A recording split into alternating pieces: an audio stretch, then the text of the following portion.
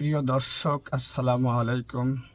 আজ আমি আপনাদেরকে অত্যন্ত একটি গুরুত্বপূর্ণ আমলের কথা জানিয়ে দেওয়ার চেষ্টা করছি। মানুষের কালো জাদু, শয়তানের ক্ষতি, জিনের ক্ষতি এবং মানুষের বদনজর থেকে বেঁচে থাকার জন্য এই আমলটি বেশি বেশি করুন। যদি আমার ভিডিওটি ভালো লেগে থাকে অবশ্যই লাইক, শেয়ার, কমেন্ট করবেন। বন্ধুদেরকে জানিয়ে দেওয়ার সুযোগ করে দিন। আমলটি হলো পবিত্র কোরআনের ছোট্ট দুইটি সূরা রয়েছে। এই সূরা দুটি যদি পাঠ করেন তাহলে এই সমস্ত বিপদ থেকে বেঁচে থাকতে পারবেন। কারণ একদিন নবী করিম সাল্লাল্লাহু আলাইহি সাল্লাম জ্বরে খুবই অসুস্থ হয়ে পড়েছিলেন। হঠাৎ জিবরাইল আলাইহিস সালাম এসে বললেন, হুজুর, ইহুদির মেয়ে আপনাকে কালো জাদু করেছে। তখন এই দুইটি সূরা নাজিল হয়।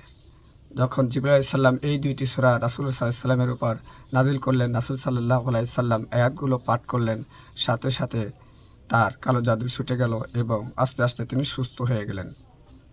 এখন সূরাটি আমি পাঠ করছি, আপনারা অবশ্যই শিখে নিন এবং বেশি বেশি তেলাওয়াত করবেন। বিসমিল্লাহির রহমানির রহিম। قل أعوذ برب الفلق من شر ما خلق ومن شر غاسق إذا وقب ومن شر النفاثات في العقد ومن شر حاسد إذا حسد بسم الله الرحمن الرحيم. قل أعوذ برب الناس مالك الناس إله الناس من شر الوسواس الخناس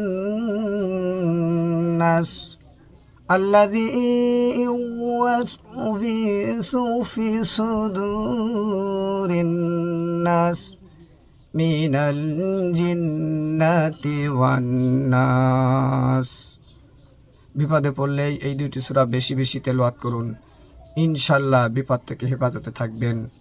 মানুষের বদনজর, মানুষের কুজাদু এবং শয়তানের ক্ষতি থেকে অবশ্যই হেফাজতে থাকতে পারবেন। আসসালামু আলাইকুম ওয়া রাহমাতুল্লাহ।